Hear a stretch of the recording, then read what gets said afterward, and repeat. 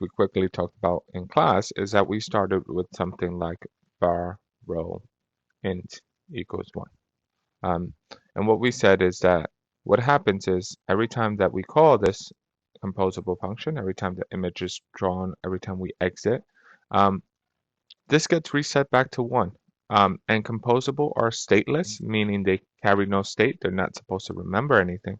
So what we do is we use a mechanism called remember, and we tell Kotlin and Android to remember this value for row outside of our state. And how we do that is say var row by remember, and we say mutable state of 1, right? Mutable meaning it can change over time.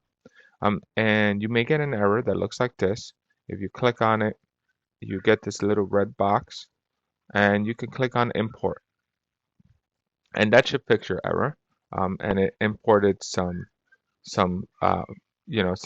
attributes up here, some classes up there. Okay, so now we are remembering the row. We're actually changing the image based on the row. We're doing a random row. So I think we're ready to launch this on the application. You can run it and you can see how it works.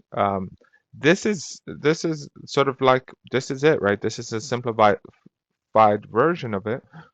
One of the things we won't do in the future is we won't keep these composables like this. We kind of just mushed everything together. We're going to talk about why we want to have different composables and why we want to break things out a little bit. Here we kind of just put everything together, and that's fine as we're learning, but we're going to break out like the columns. We might break out some other composables.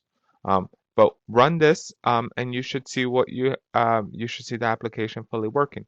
Try to change some of the alignments. Try to change some of the colors, and you're well on your way.